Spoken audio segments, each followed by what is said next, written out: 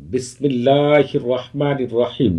আসসালামু আলাইকুম রহমতুল্লাহি আবরকাতুহু।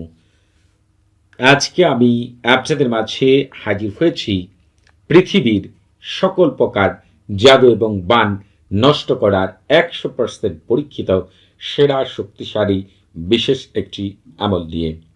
আপনারা একটু লক্ষ্য করলে দেখতে পাবেন আল্লাহর দুশমনরা অনেক উপায়ে জাদু করে থাকে, বাঞ্ছনা করে থাকে।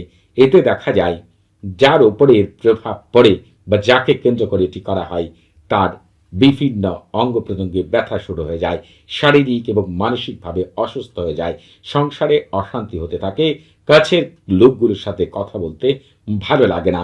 দেখা যায় যে ওই ব্যক্তির ব্যবসা বাণিজ্য থাকলে হঠাৎ করে ব্যবসা বাণিজ্য নষ্ট হয়ে যাচ্ছে, আবার চাকরি থাকলে চাকরি চলে যাচ্ছে, অথবা কাছের মানুষগুলোর সাথে সম্পর্ক নষ্ট হয়ে যাচ্ছে। আবার অনেক সময় দেখা যায় যে ওই ব্যক্তি ইবাদত করতে পারে না, কোরআন তেলাওয়াত করতে পারে না। কোনো কারণে যদি ওই ব্যক্তি ইবাদত করে, একদিন ইবাদত করলে 7 দিন পর্যন্ত ইবাদতের আশেপাশেই যেতে পারে না। এ ধরনের আরও অনেক সমস্যার সৃষ্টি হয়। তারা দেখা যায় প্রথমত এই সমস্যাগুলোকে শারীরিক রোগ মনে করে ডাক্তারের কাছে যাওয়ার পরে ডাক্তার তার কোনো রোগই নির্ণয় করতে পারে না।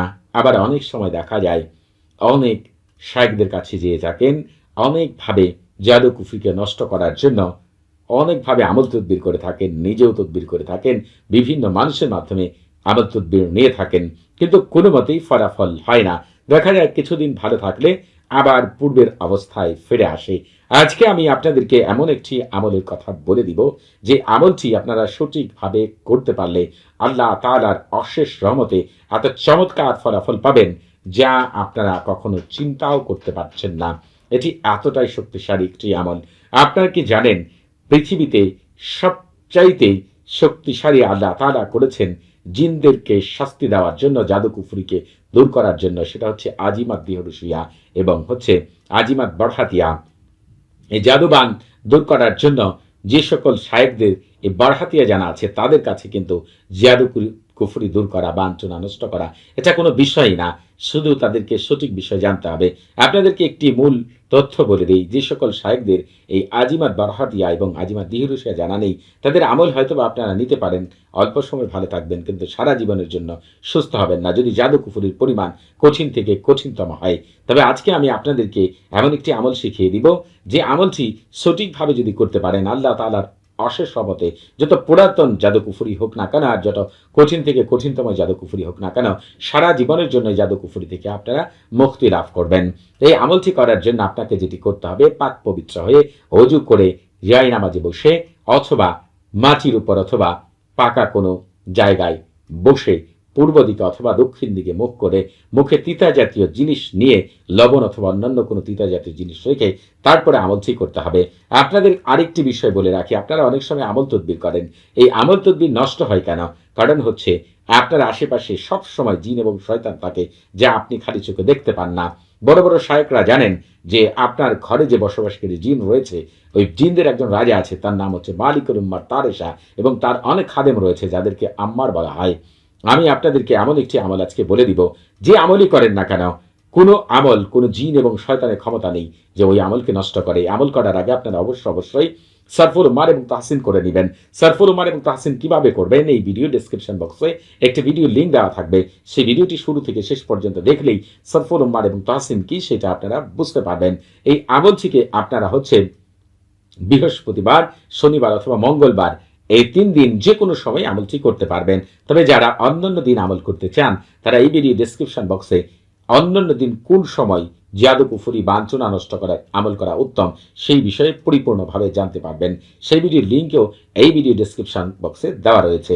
আপনারা যেটি করবেন এই আমলটি করার জন্য, এই যে এভাবে তালসামটি দেওয়া আছে, এই তালসামটিকে এক টুকরা সাদা কাগজের মধ্যে এবং আপনার সামনে একটি নতুন প্লেট কিনে আনবেন এক দামে। ওই চীনামাটির প্লেট হলে ভালো হয়। আপনারা গুগলে সার্চ করলে বুঝতে পারবেন কোনগুলো চীনামাটির প্লেট। ওই প্লেটের উপরে এবং সাদা কাগজের উপরে আপনাদেরকে হচ্ছে দুইটার উপরেই হচ্ছে এই তালসামটি হুবহুব দেখে লিখতে হবে। এরপর আপনাদের যেটি করতে হবে, 2টি বারহাতের নাম বলে দিচ্ছি। 28টি বারহাতের মধ্যে 2টি, প্রত্যেকটি নামই 49 বার করে পাঠ করবেন। বার হাতিয়াতিন কারিরিন, বার হাতিয়াতিন 39 বার পাঠ করবেন এবং 39 বার পরে হচ্ছে তালসামের উপর ফু দিবেন। আবার হচ্ছে যদি এটি কাগজে লিখে থাকেন, এরপর আবার হচ্ছে আপনি হচ্ছে কারিরিন কারিরিন পাঠ করবেন 39 বার এবং এই তালসামের উপরে ফু দিবেন। এরপর প্লেটের উপরে যে তালসামটি লিখেছেন ওই তালসামের মধ্যেও আবার হচ্ছে বার হাতিয়াতিন এবং কারিরিন 39 বার করে পাঠ করে আপনারা ফু দিবেন। এরপর এই তালসামটিকে মাদুলিতে ভরে আর হচ্ছে এই যে আপনারা হচ্ছে প্লেটের উপরে লিখেছেন পরিষ্কার পবিত্র পানি দ্বারা লেখাগুলোকে ওঠাবেন। তবে আপনারা এই আমল করার আগে অবশ্যই আমার কাছ থেকে এজাজত নিয়ে আমল করবেন। তবে আপনাদের বুঝতে কোনো প্রকার সমস্যা হলে, কোনো কিছু জানার থাকলে, কোনো কিছু বোঝার থাকলে প্রতি শুক্রবার এবং শনিবার সকাল 9টা থেকে রাত 11টা পর্যন্ত এই নাম্বারে কথা বলতে পারবেন। তবে নামাজের সময় নাম্বারটি বন্ধ থাকে, সেদিকে খেয়াল রাখবেন। পৃথিবীর শ্রেষ্ঠ আমলগুলো পাওয়ার জন্য আপনারা অবশ্যই আমাদের চ্যানেলটি সাবস্ক্রাইব করবেন। এরপর যেটি করবেন, যে তালসামটি কাগজে লিখেছেন তালসামটি কয়েকটি ভাঁজ করে সামান্য আতর মেখে যে কোনো মাদুরিতে ভরে গলায় অথবা হাতে, তবে গলায় ব্যবহার করা উত্তম। আর যে প্লেটের মধ্যে লিখেছেন এই লেখাগুলোকে আপনি যেটি করবেন, যে কোনো পরিষ্কার পানি দ্বারা ধুয়ে ওই লেখার পানিগুলো আপনি পান করবেন। আমি গ্যারান্টি দিয়ে বলতে পারি যত প্রকার জাদু কুফরি আপনার উপরে বাঞ্ছনা করা আছে সবকিছু কেটে যাবে এবং আর কখনোই এগুলো আপনার উপর করতে পারবে না। সবাই ভালো থাকবেন। আসসালামু আলাইকুম ওয়া রাহমাতুল্লাহি ওয়া বারাকাতুহু।